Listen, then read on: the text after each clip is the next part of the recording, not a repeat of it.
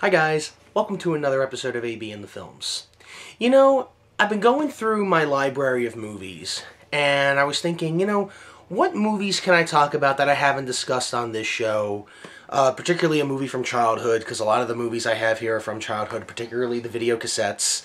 And I saw two movies sitting in the front, and I realized, I haven't talked about these, and I did watch these movies a lot as a kid, and the story I have that I remember when I first saw these is pretty interesting too.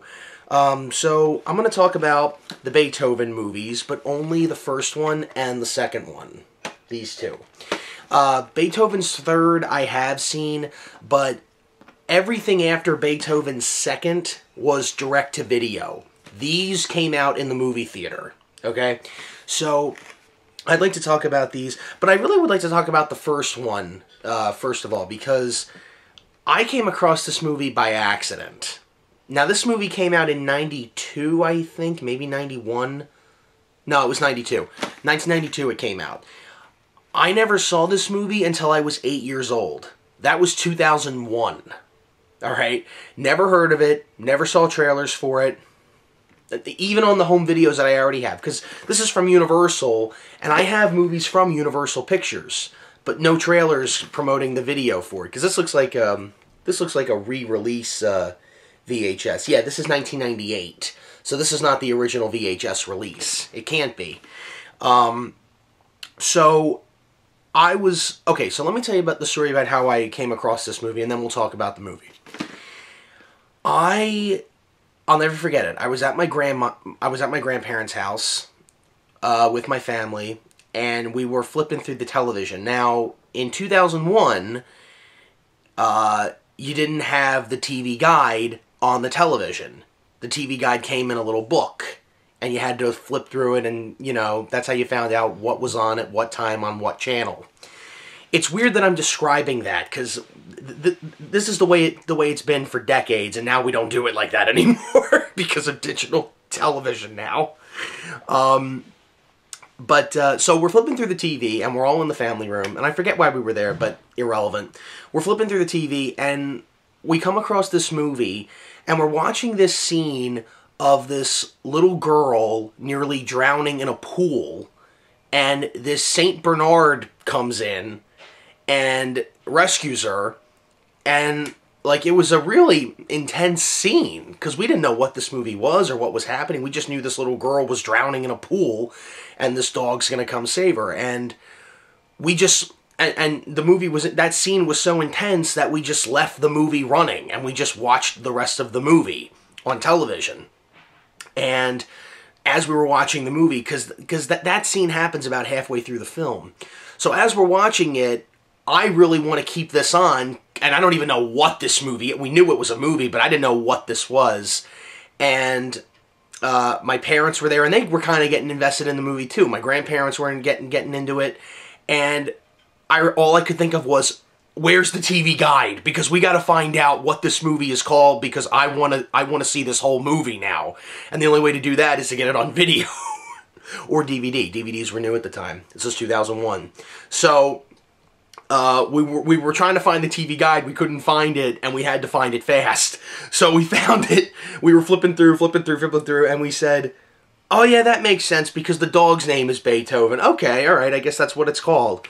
And my parents got the video, and when I saw the cover, I'm like, yeah, this is the movie. This is it. Watched it, loved it, found out there was a sequel, did not know there was a sequel, got this about a year later, I think. And I've watched both of these when I was a kid. And here's what I can say about them. The first one I really, really like. I think it's a good movie. The second one I think is okay. I don't think it's as good as the first one, but I think it's okay. So for those of you who haven't seen it, the movie Beethoven is about a Saint Bernard puppy that gets roped into these burglars. By the way, John Hughes wrote this. It really comes off as a little bit like Home Alone, a little bit with the bad guys. But again, he's not credited as John Hughes. He's credited as his alias name, Edmond Dantes. So, yeah, but that's really John Hughes. And when you watch this movie, it does feel like a John Hughes film. But anyway, I'm talking 1990s John Hughes, not 1980s John Hughes. So it's about a puppy who gets kidnapped by some burglars who are trying to kidnap these dogs, and he gets loose and he finds himself in the home of this suburban family, and it's basically a family raising a dog. And the dad doesn't like the dog. He does not want a dog in the house. The dad is played by Charles Grodin. And you know, you don't see Charles Grodin in movies anymore. You don't. I wonder why. I mean, like I liked him in the Beethoven movies. I thought he was great in Midnight Run. The one where he's the fugitive and Bob De Niro's trying to catch him. I thought he was funny in that. But you don't see Charles Grodin anymore in movies. I don't know why. So it's pretty much this family raising this dog, and they have this veterinarian who is trying to get Beethoven for some reason. I don't know. I still don't know why he's kidnapping all the dogs. I'm sure it's explained in the movie. I haven't seen this movie in a while, but it's one of those good family movies, and it's very funny. I remember this movie being very, very funny, particularly the scenes between Beethoven and Charles Grodin's character, Mr. Newton. That was so. All those scenes are funny, even though most of those scenes have been done to death before between a human and an animal. So, but here it's funny because Charles Grodin has all the comedic time points, I think, in this film, and it really does pay off most of the time. The ending of this movie. Yeah, the ending of this movie is kind of silly, but it is pretty funny, and it's cool. It is pretty cool at the end when the kids are driving the car and they're trying to save Beethoven at the end. Oh, man, I just... you know, when you're an 8-year-old kid and you're watching this, you just love it. So, yeah.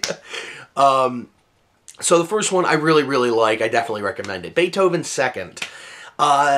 This one came out, I think, about a year and a half later. I mean, the first one came out in April of 92. The sequel came out in December of 93.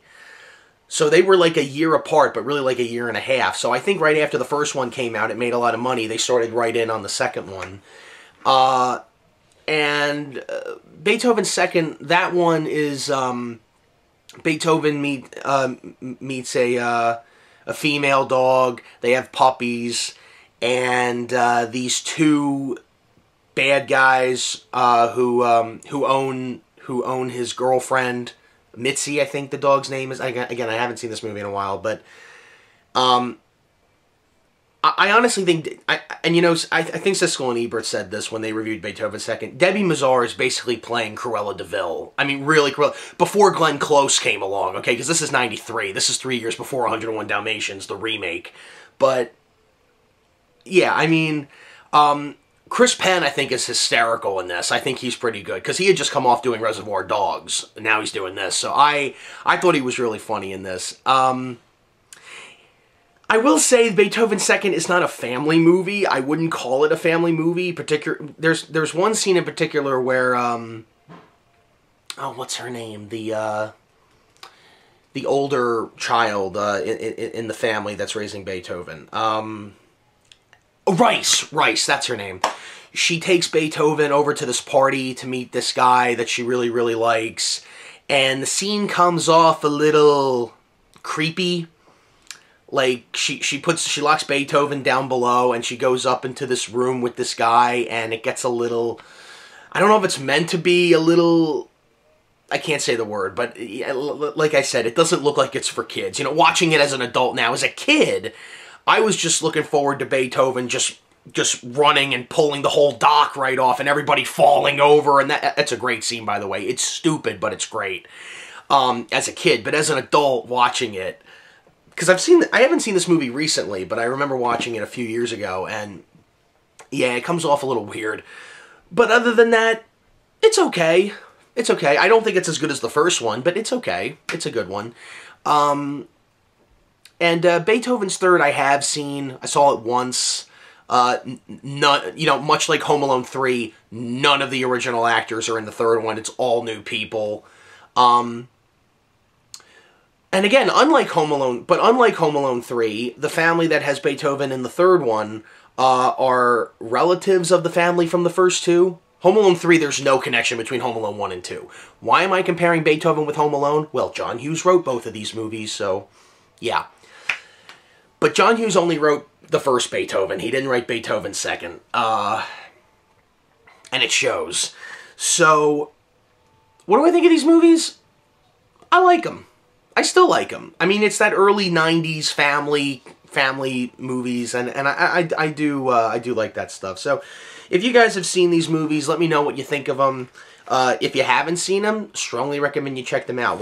Check definitely the first one. And Beethoven second, if you're up for it, yeah, absolutely. I think Beethoven second is pretty good. Yeah, really good movies, and I will see you guys in the next review. Later.